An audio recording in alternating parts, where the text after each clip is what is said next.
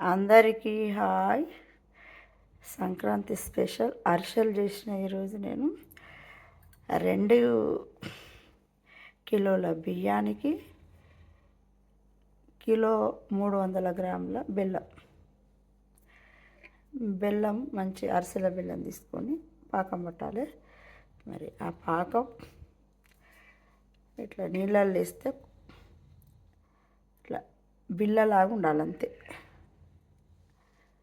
అప్పుడే నువ్వు పిండి పోసి కలపాలి.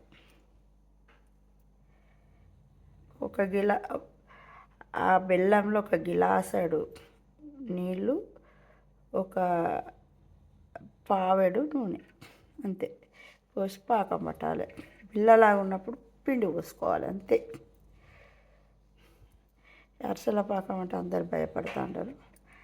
భయపడే ప్రసక్తే లేదు, ఈజీగా చేసుకోవచ్చు.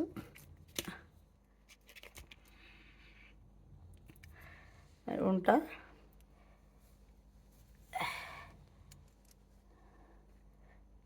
ఈ వీడియో మీకు నచ్చిందంటే లైక్ చేయండి, షేర్ చేయండి, సబ్స్క్రైబ్ చేయండి. నిర్మల ఆమంచ.